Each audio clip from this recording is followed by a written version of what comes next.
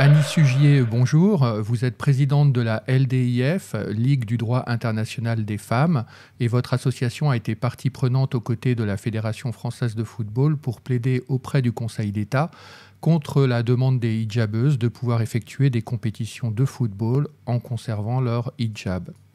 En tant que présidente de cette ligue, qu'est-ce qui a motivé votre opposition à cette demande ? Je voudrais vous dire que notre association s'occupe depuis très longtemps de la question du sport, ce qui est assez rare dans le mouvement féministe parce que le sport touche au corps et que l'oppression des femmes est passée toujours par le corps, que ce soit à travers des corsets, que ce soit les interdictions d'avortement ou bien l'excision ou bien le voile. Les femmes sont assignées à l'intérieur et des conditions sont souvent posées à leur circulation. Et le sport, c'est la fête du corps dans l'espace public.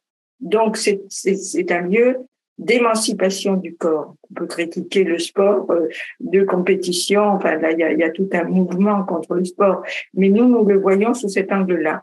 Et nous le voyons aussi sous l'angle de l'universalité du droit des femmes, parce que c'est vraiment la raison d'être de la Ligue du droit international des femmes, qui a été créée par Simone de Beauvoir en 1983, au moment très peu d'années après la révolution islamique d'Iran, parce que justement, on s'aperçoit que dans un monde mondialisé, c'est le cas de le dire, qu'il y ait un pays qui baptise révolutionnaire ce qui est la restriction, la régression totale du droit des femmes est extrêmement dangereux car il y a une volonté de prosélytisme. Donc, cette notion d'universalité du droit des femmes est pour nous centrale et l'intérêt du sport, c'est que c'est un produit finalement universel. Prenez le football, que c'est ce dont on va parler. Eh bien, on joue le football de la même manière partout dans le monde. Il y a des jeux différents qui sont ce qu'on appelle les jeux traditionnels, avec l'équivalent de Jeux olympiques. Vous avez par exemple les Péruviennes qui jouent une forme de football avec leurs petits chapeaux, avec leurs petites robes. Ça, c'est les jeux traditionnels. Mais le football, il a ses règles techniques et ses règles éthiques. Et pour nous, le fait de montrer à travers un stade que l'on respecte tous et toutes la même règle est une manière de montrer l'universalisme des droits. D'accord. Et alors, quand on a lu la presse, quand on regardait uniquement en tant que, on va dire, spectateur grand public de cette, comment dire, événement, on avait l'impression en fait qu'il y avait un collectif qui s'appelait les hijabeuses, qui était en fait le groupe qui portait en fait la demande. Mais quand on lit en fait le compte rendu, la décision du Conseil d'État, plusieurs autres acteurs sont cités, dont Alliance citoyenne, le collectif Contre-Attaque, la Ligue des droits de l'homme, les Dégommeuses, ainsi que des personnes de manière individuelle. Et puis de l'autre côté, si je comprends bien, il y avait la Fédération française de football et la Ligue du droit international des femmes. Donc apparemment, c'était quand même moins, contrairement à ce que les médias semblaient présenter, je dirais une demande d'un petit groupe d'amis voulant jouer au foot à leur manière, mais plutôt un vrai combat politique. Qu'est-ce que vous en pensez ? Oui, tout à fait. Certains journaux ont fait des enquêtes sur Alliance citoyenne qui s'est créée, je crois, dans les années 2012 et qui est d'origine canadienne, américaine, enfin.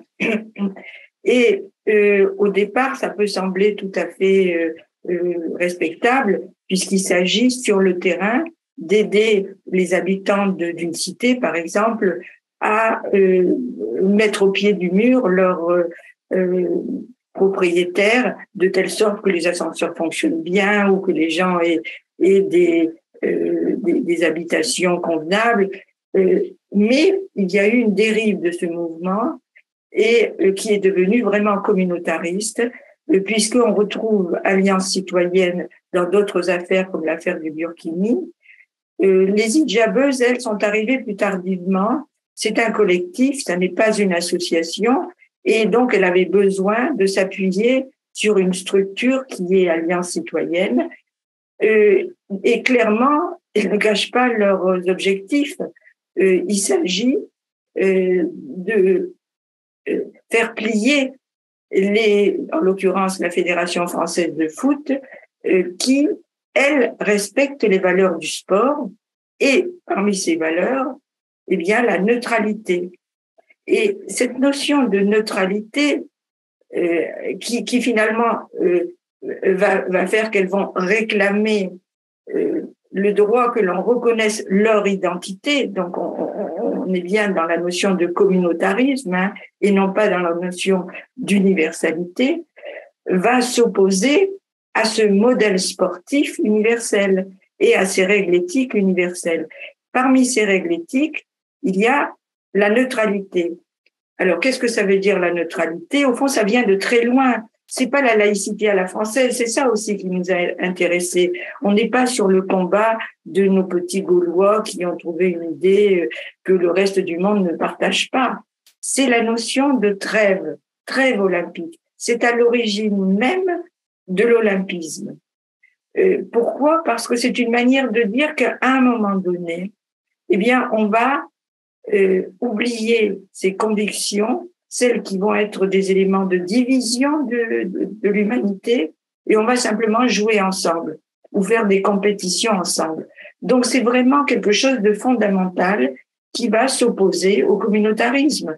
Donc, nous avons en face de nous des gens qui ont, reconnaissons-le, une politique intelligente, puisqu'ils s'attaquent à un domaine, une activité qui intéresse beaucoup les jeunes, qui est la plus populaire au monde. C'est avec l'olympisme qui est au niveau le plus élevé, puisque c'est la moitié de l'humanité qui regarde les Jeux olympiques, et c'est le même ordre de grandeur, un peu en dessous pour le football. Donc, ça n'est pas par hasard qu'ils choisissent de la même manière que nous le choisissons aussi. Donc, je dis, c'est une idéologie avec une stratégie qui est affichée, c'est-à-dire faire des actions juridiques, faire des actions de communication, créer un syndicat. Donc, il y a 5 éléments dans leur stratégie qui sont annoncés sur leur site. Le Conseil d'État donne donc raison finalement à la Fédération française de football.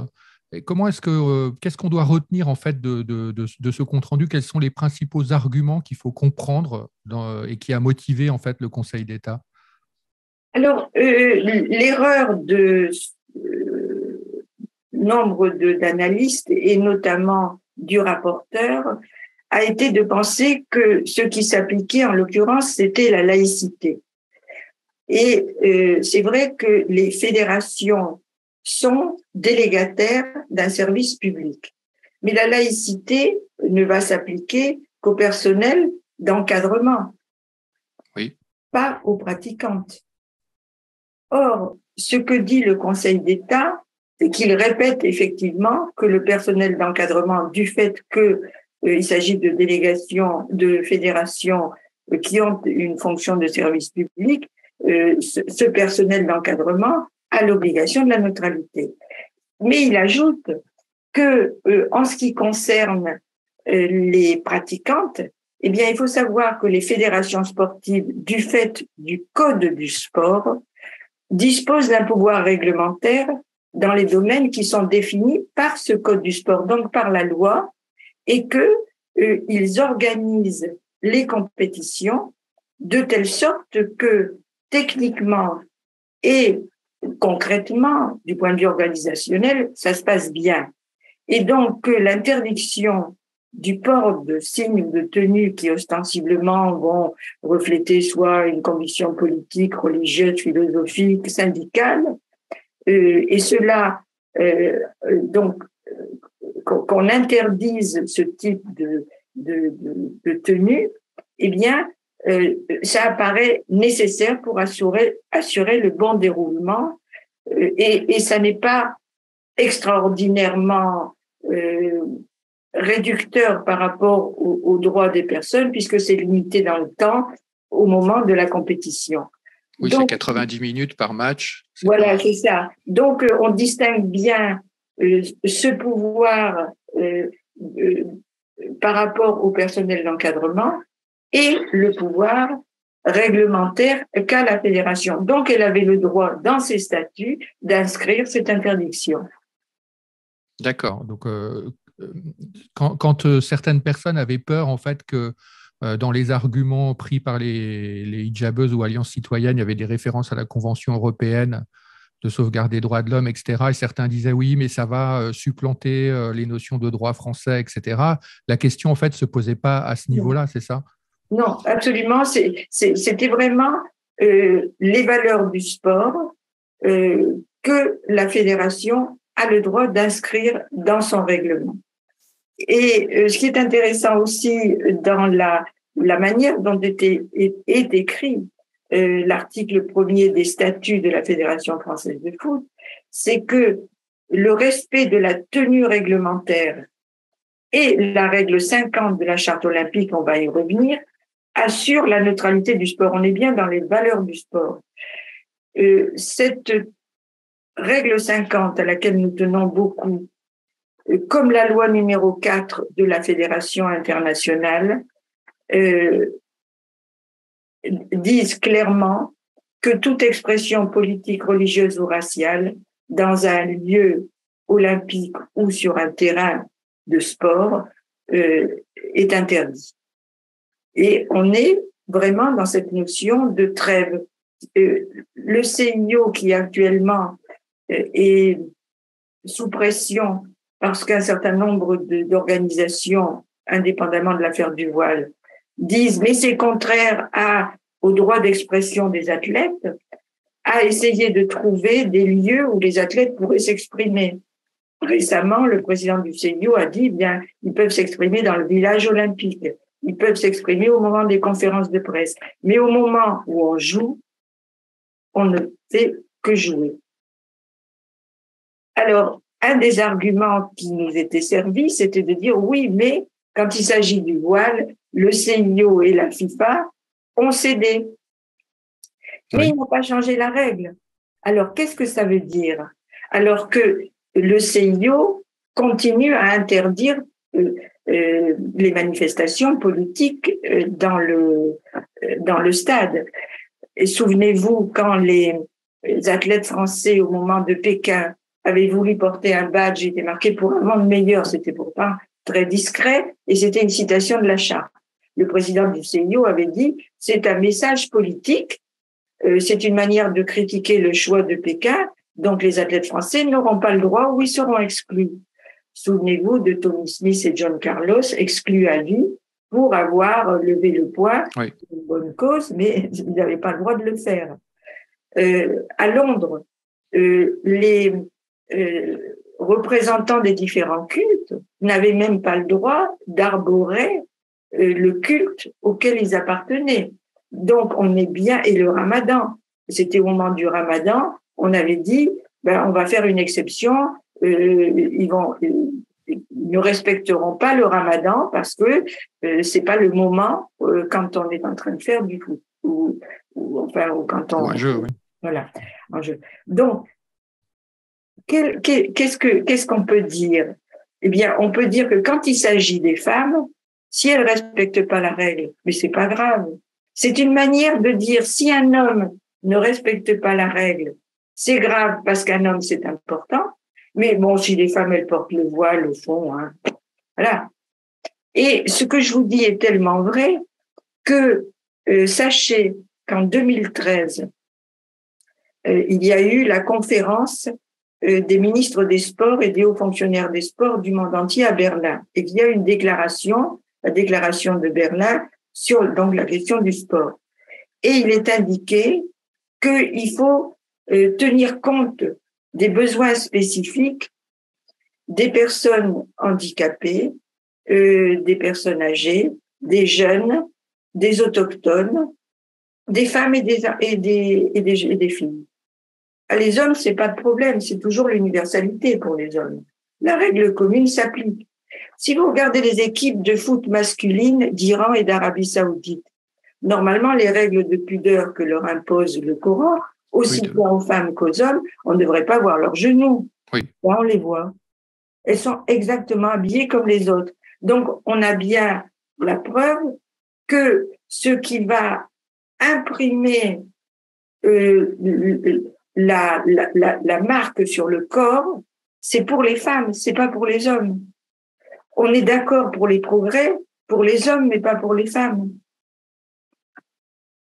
Alors, est-ce que cette décision, sur le plan national, vis-à-vis d'autres fédérations nationales, a un impact? Est-ce que ça, quelque part, ça n'impose pas de fait la neutralité dans tous les autres sports, dans toutes les autres fédérations, sur tous les autres types de sports?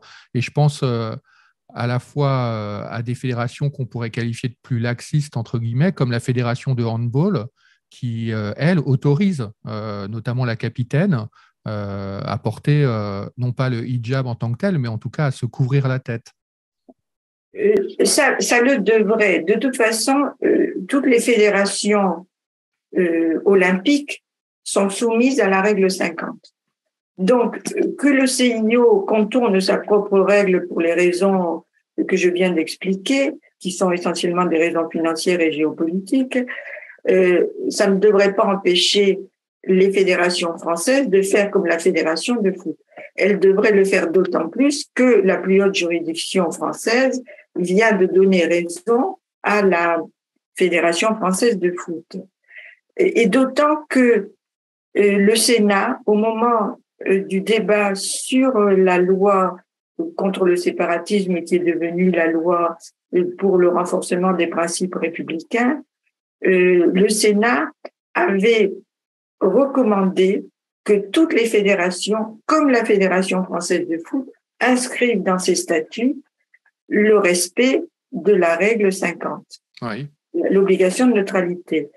Donc maintenant, de deux choses l'une, ou bien les fédérations d'elles-mêmes, ce qui m'étonnerait, réalisent qu'il faut qu'elles suivent la clarification qui vient d'être apportée par le Conseil d'État, soit il faut passer par la loi, c'est-à-dire compléter ce qu'avait demandé le Sénat dans la loi sur le séparatisme, sur le renforcement des principes républicains, puisque vous savez que les fédérations agréées et délégataires doivent signer un contrat d'engagement républicain. Oui. Et c'est dans ce contrat d'engagement républicain que le Conseil d'État, déjà à l'époque, avait dit qu'il aurait été judicieux de faire référence à la règle 50. Donc, vous voyez que tout nous amène à dire, soyons, dans la perspective des Jeux Olympiques, nous, les Français, cohérents. Et à ce moment-là, on pourra peut-être donner des leçons aux autres, mais tant que nous-mêmes ne sommes pas cohérents, on n'est pas très fort quand on écrit au CIO, comme on le fait nous, parce qu'ils nous diront, et vous, vos propres fédérations, elles ne sont pas claires. Et alors, qui va demander cette cohérence? Eh bien, c'est ce qu'on va voir maintenant. C'est-à-dire que maintenant, on va commencer des contacts à la fois auprès du Comité national olympique français qui chapeaute un petit peu toutes les fédérations olympiques, qui pour le moment ne nous répond pas. Le Masseglia, donc qui était, je dis pas le précédent parce que on vient de changer Madame Enriquez et on a un nouveau président du Comité national olympique français. Mais en tout cas, Monsieur Masseglia n'était pas du tout sur notre ligne. Monsieur Masseglia, dans un livre, avait dit il faudrait que les Français comprennent que l'universalisme, c'est de tenir compte du point de vue des autres. Bon, alors, d'accord, c'est vraiment un contresens total.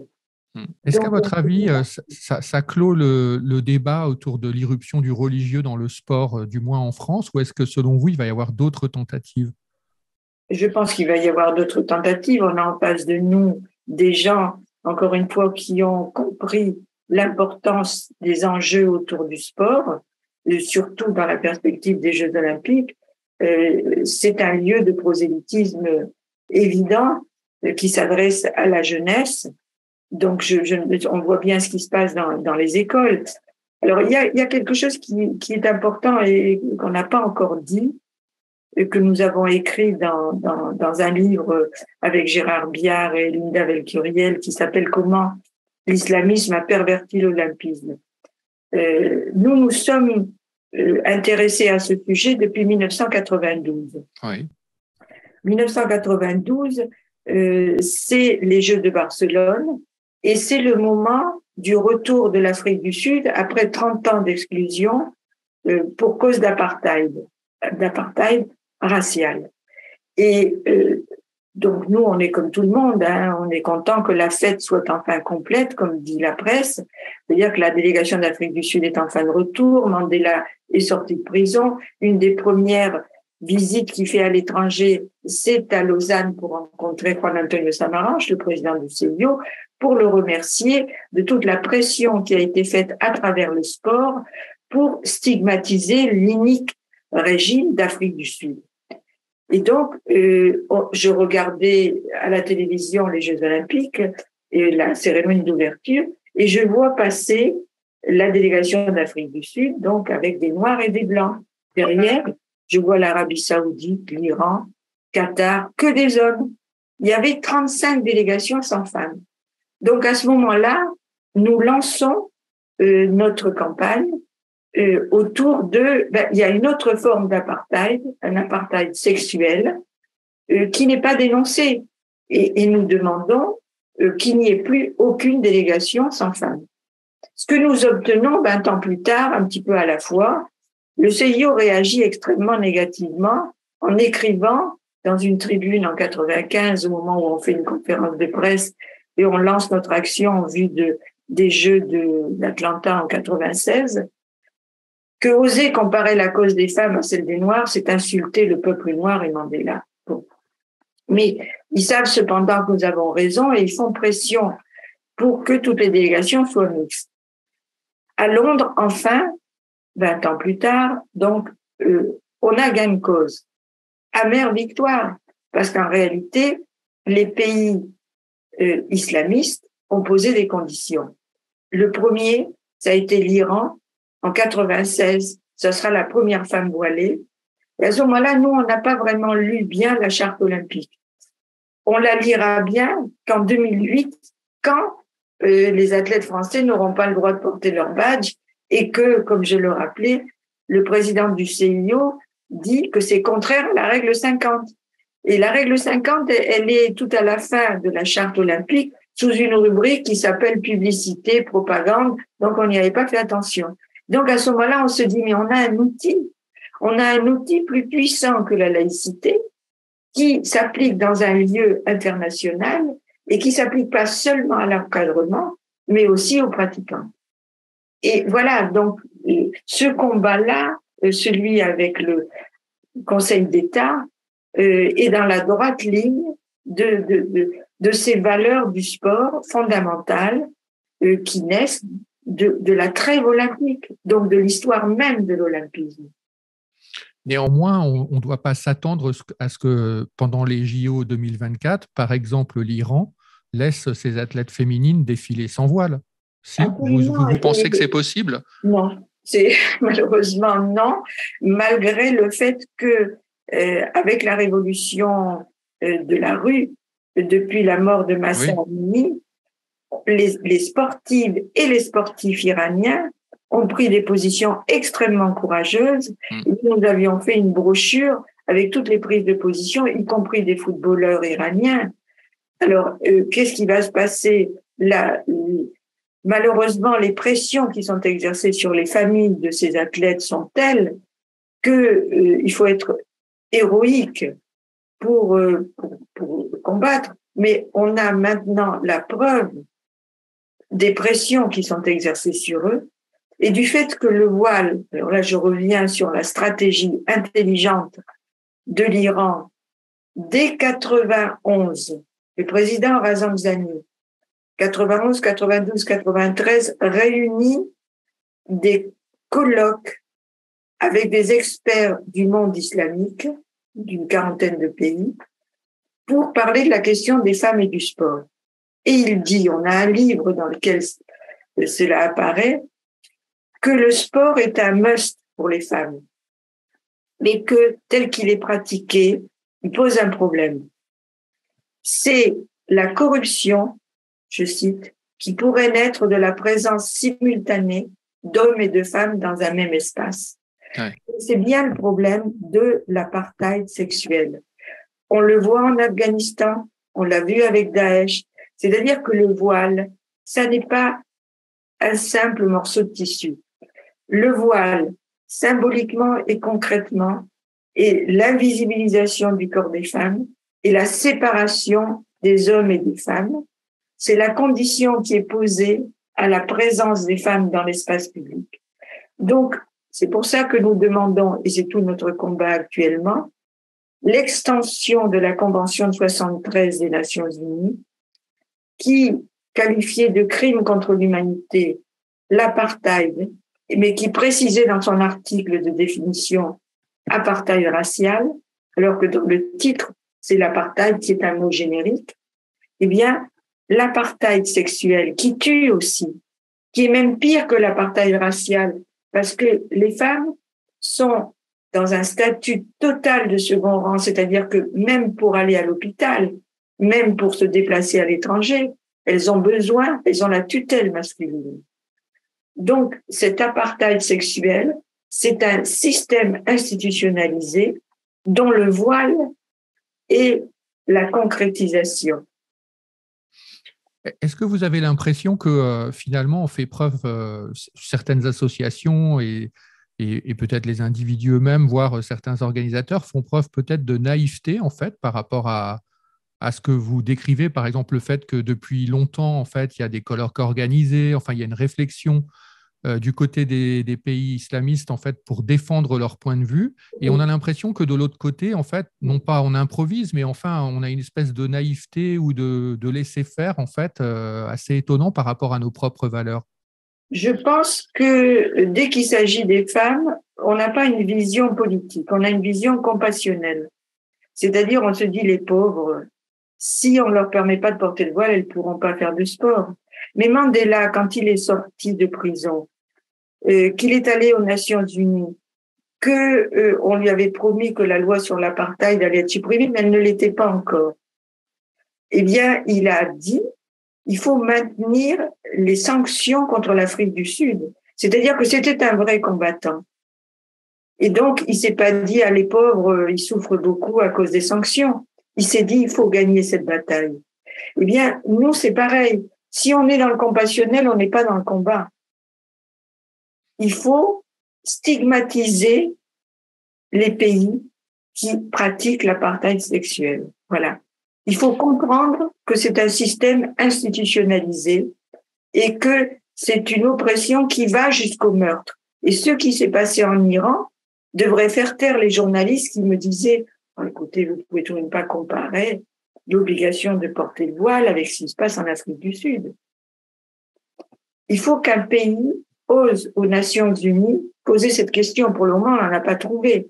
Alors que, naturellement, tous les pays africains, l'URSS et Cuba, avaient défendu ce point de vue aux Nations Unies.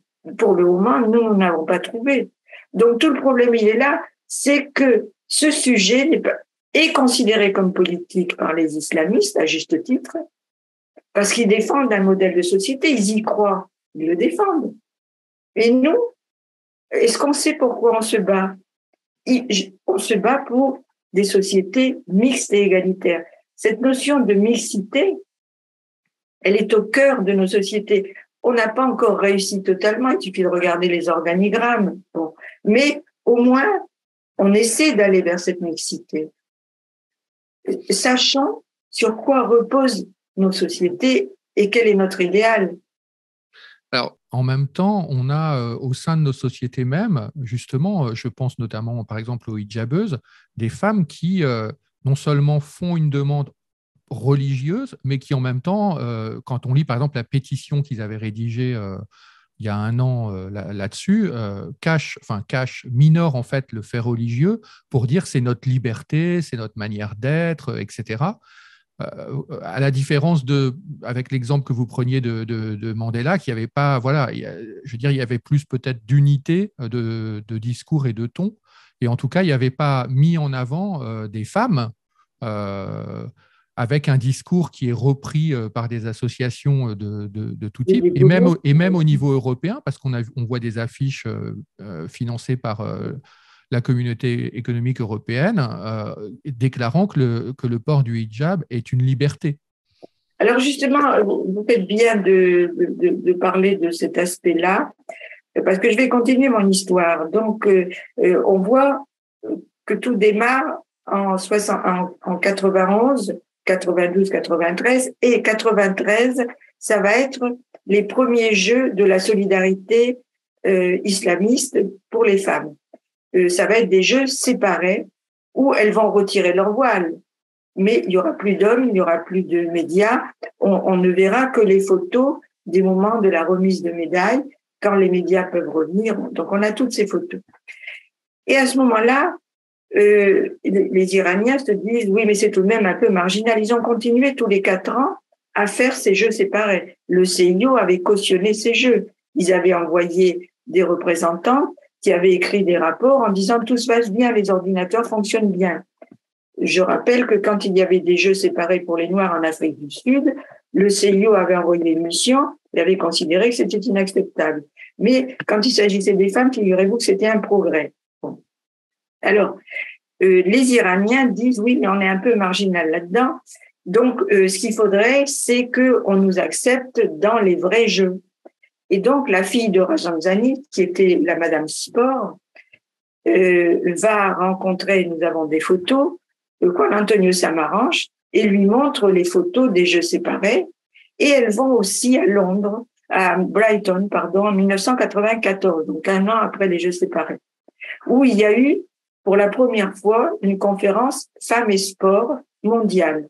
C'est-à-dire que les sportives et les expertes du monde du sport, qui sont la plupart du temps des anglo-saxonnes, en avaient assez de voir à quel point le sport féminin était minimisé. Il l'est toujours, mais c'était encore pire à cette époque-là. Et donc, elles font une grande conférence. Et dans cette conférence, il y a un séminaire Femmes, Sport et Islam, qui est complètement pris en main par les Iraniennes et qui conclut à la nécessité de faire un lobbying pour que les fédérations intègrent, soient inclusives et non pas exclusives. Et c'est la première fois que j'entends ce mot inclusif, qui revient à dire qu'il faut accepter les conditions posées par les islamistes. Et le vrai tournant, ça va être en 2008, où un réseau qui comprend 40 pays, Femmes et Sport, qui est dirigé par les anglo-saxonnes, que je connais bien, se réunit à Omar, dans l'université de Oman, et fait une déclaration qui s'appelle « Accepter et respecter » à l'adresse de toutes les fédérations sportives et du Comité international olympique, dans laquelle il est marqué que l'islam est une religion de paix, vous savez, etc. Et que il faut accepter the Islamic requirements. Ensuite, en 2011, le Conseil de l'Europe publie un guide de bonne pratique, Handbook, Gender Equality, dans lequel il est dit qu'il faut tenir compte des besoins spécifiques des femmes et des filles, notamment des espaces séparés, des coachs féminins, le port du voile, etc., etc. 2013, c'est la déclaration de Berlin dont je vous parle, des ministres cette fois-ci qui s'engagent à tenir compte d'eux. Et 2015, à la veille des attentats, malheureusement, de Paris, même du Bataclan, c'est l'Assemblée générale de l'UNESCO qui est l'instance des Nations unies compétente en matière de sport et qui modifie sa charte de 78, qui était l'une des plus vieilles chartes, dans laquelle il était dit que le sport est le langage universel par excellence, et elle reprend cette notion de il faut tenir compte des besoins spécifiques des femmes, des filles, des personnes handicapées et tout ça. Donc vous voyez que cette stratégie née en 90 en Iran, reprise par les réseaux Femmes et Sport qui sont dans le relativisme culturel, reprise par les fédérations sportives, reprise par les ministres des Sports et finalement reprise par les Nations Unies. Donc on peut suivre cette logique d'une, encore une fois, stratégie intelligente. Où étaient les Français? Bon, vous avez sans doute un regard là-dessus puisque vous vous intéressez énormément au sport et donc forcément aussi à la jeunesse. Comment est-ce que vous expliquez, comment est-ce qu'on peut comprendre qu'une partie de la jeunesse en France ait une telle envie de manifester une identité religieuse dans tous les espaces publics possibles?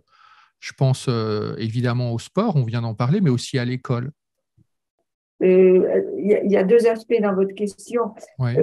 Il y a d'une part que certains, il y a une espèce de renouveau du sentiment religieux chez certains, mais il y a aussi cette j'ai le droit de faire ce que je veux où je veux, et quelque chose de plus général s'agissant des femmes, le refus de l'opprimé, de reconnaître le sens des symboles. C'est pas parce que vous décrétez que ce symbole ne signifie pas l'oppression des femmes, dès lors qu'il s'agit d'un symbole collectif, vous n'en changez pas le sens. Si vous prenez un drapeau, c'est jamais qu'un morceau de tissu, mais il a une histoire. Quand il y a un roi de France qui a voulu revenir au drapeau blanc, il n'a pas pu parce qu'il y avait eu la Révolution et que le sang du peuple était passé par là. Bon. Comme par hasard, le numéro 1 veut dire quelque chose. Le premier de la classe. Bon, c'est pas par hasard que Paris, c'était 1 quand il y avait les téléphones avec un numéro et que les États-Unis, c'est 1. Donc, oui, c'est vrai. Les sociétés humaines sont construites sur des symboles. Le dominant sait marquer son territoire. Les logos, la première chose que fait un directeur d'une nouvelle entreprise, c'est de se trouver un logo. Il faut se différencier. Ça, c'est moi. Bon. L'opprimé, peut-être pour survivre, et les femmes sont opprimées depuis très longtemps, ont beaucoup de mal à comprendre le sens des signes. Le fait de perdre son nom quand on se marie, c'est pas grave. Mais un homme, quand il y a eu le débat sur le mariage pour tous, un problème qu'on n'arrivait pas à résoudre, c'était si on met les deux noms, dans quel ordre on va les mettre? Eh bien, par ordre alphabétique. Tout d'un coup, on a trouvé une solution. Pourquoi? Parce que là, quand il y avait 2 hommes, il y en avait un des deux qui voulait pas perdre son nom. Donc, on a pris l'habitude, nous, femmes, de ne pas... Je me souviens, combien de femmes m'ont dit « Oh, vous attachez de l'importance à ça ?» Même un jour, j'étais dans une file à Orly, et il y a une femme qui me passe devant moi. Elle me dit « Vous attachez de l'importance à une place ?» Ben, je dis « Et vous, madame ?» Donc, c'est pas vrai qu'on n'attache pas de l'importance au symbole. Dans une autre affaire, on a sorti un bouquin sur l'affaire de la petite Soham qui avait été brûlée vive à Vitry-sur-Seine il y a 20 ans. Donc, nous sommes constitués partie civile et on avait obtenu que pour la première fois, un crime soit considéré comme sexiste. Et ça a demandé un combat de plusieurs années. Et ce combat s'est concrétisé aussi autour d'un symbole qui était la plaque que la mairie communiste de Vitry avait placée à l'endroit où cette petite était morte, enfin où s'était effondrée avant de mourir à l'hôpital. Et ils avaient marqué Soham Benziane pour que les garçons et les filles vivent dans le respect et l'égalité. Ouais, et je vois ce que vous voulez dire. Oui. La sœur de Soham me dit ils ont oublié de marquer qu'elle était morte brûlée vive. Et il a fallu qu'on fasse une plaque, qu'on se batte et qu'on la place sur la tombe de Simone de Beauvoir, ensuite à Vitry, ensuite à Paris, etc. Et j'avais rencontré le maire. Et je lui ai dit, mais quand il y a euh, euh, résistant qui est mort fusillé, vous ne mettez pas qu'il est mort comme ça, vous mettez qu'il est mort fusillé. Eh bien, quand il s'agit d'une femme, il faut dire elle est morte brûlée vive, parce que ça veut dire quelque chose. Il a fallu, comme disait la sœur, qu'elle soit barbarisée pour que on se rende compte qu'il y avait un problème dans les cités. Donc, on n'ose pas nommer les choses. Et pour les femmes battues, on disait les femmes en détresse. C'était une manière de gommer qu'il s'était passé quelque chose et qu'il y avait un cogneur. On n'ose pas ou on ne veut pas? C'est les deux à la fois. Et il y a peut-être des gens qui sincèrement pensent qu'ils ont le droit, c'est mon droit, quel est le problème? Eh bien oui, mais si je commence à me dire la pauvre, elle comprend pas, moi je suis une combattante. Je vous dis, mon modèle, c'est des gens comme Mandela. Et je dis, lui, eh bien, il ose dire, nous n'avons pas fini le combat, on le continue. Et s'il y a des gens qui ne comprennent pas, tant pis. Bah, écoutez, Annie Sugier, merci beaucoup du temps que vous nous avez accordé. Et bah, sans doute à bientôt. Merci en tout cas. Au revoir. Au revoir.